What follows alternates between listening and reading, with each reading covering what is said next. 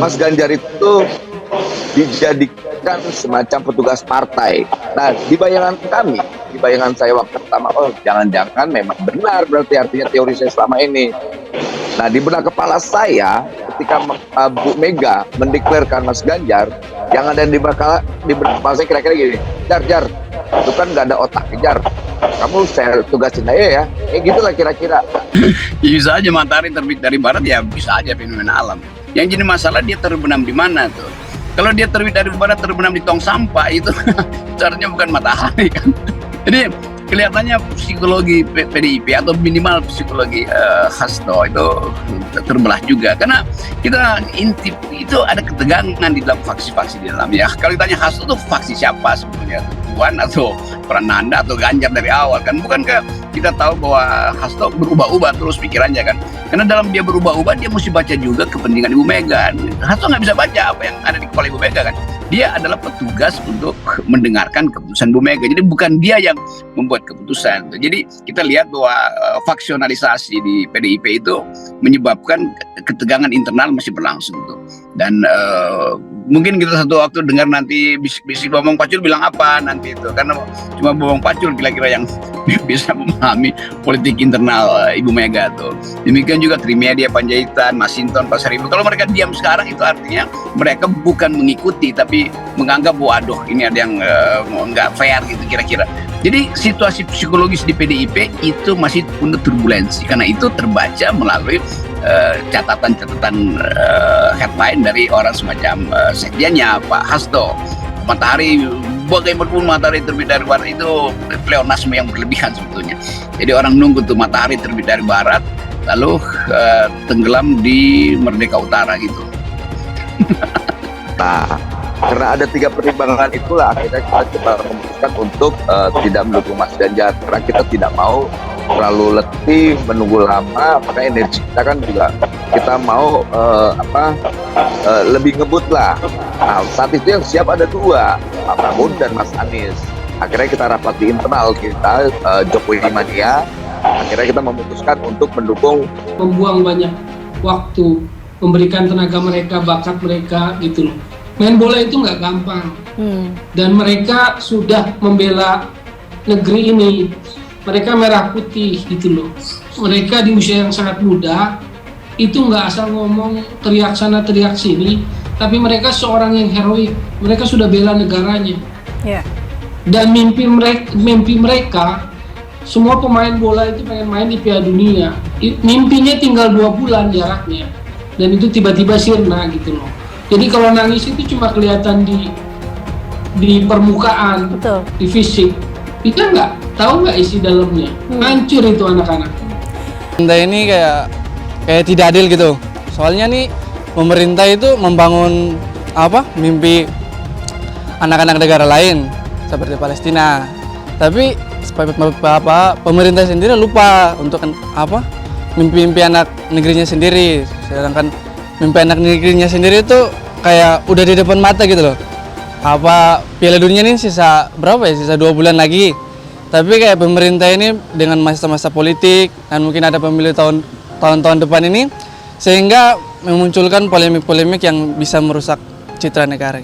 Kemudian ada Saadia, bahkan kaptennya Nabris Sabki itu juga orang Islam. Gitu. Artinya ada saudara-saudara Islam juga kita di sana gitu. Kalau mau bicara konteks Islaman ya, konteks agama. Kalau kemudian dibilang ini kita dianggap kemudian kita mendukung Israel, jelas tidak. Presiden Jokowi tadi sudah menyatakan kita tegas bahwa kita mendukung kemerdekaan Israel. Seperti apa yang dikatakan oleh kemerdekaan Palestina, seperti apa yang dikatakan oleh Zuhair Al-Sun, bahwa dia katakan nahnu nu'minu la yughayyir, bahwa kami percaya dan tidak akan berubah, Indonesia akan mendukung kemerdekaan Israel. Itu fakta. Artinya apa? Kita ini kadang-kadang berorasi dan memanas-manasi, mengompor-ngompor, tapi tidak pernah ada tindakan sama sekali. Saya tuh yakin Islam mengajarkan seperti ini. Ketika orang tuanya tidak bisa diajak mendapatkan hidayah, Nabi ajarkan tidak apa-apa, kita tunggu anaknya. Ketika anaknya kemudian tidak bisa dapat hidayah, tidak apa-apa, masih ada cucu. Nah sekarang kan Israel yang dulu misalnya tidak bisa kita ajak bersahabat, tapi Israel yang sekarang hadir adalah mereka anak muda yang ada potensi untuk berubah dan ada potensi untuk diajak bersama-sama menegakkan perdamaian di atas dunia. Ini yang harus kita pahami bersama-sama, itu yang pertama. Yang kedua, dalam konteks Islam misalnya, kita tuh jangan kemudian kita benci dari sebuah kaum kemudian membuat kita tidak adil. Kemudian kita la yajrimannakum sana'anu qaumin ala ta'dilu wa aqrabu littaqwa. Dinilai cuma caper, warganet geram sama kelakuan Ganjar Pranowo. Dikutip dari Warta Ekonomi Jakarta, Gubernur Jawa Tengah Ganjar Pranowo kembali menjadi sorotan. Calon presiden dari PDIP tersebut kali ini terlihat melakukan video call dengan pelatih Timnas U22 Indra Jafri.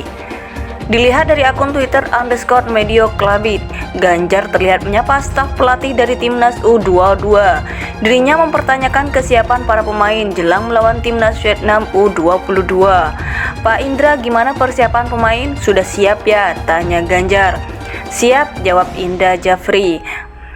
Indra Jafri lantas menjelaskan kondisi timnya yang harus menghadapi Vietnam.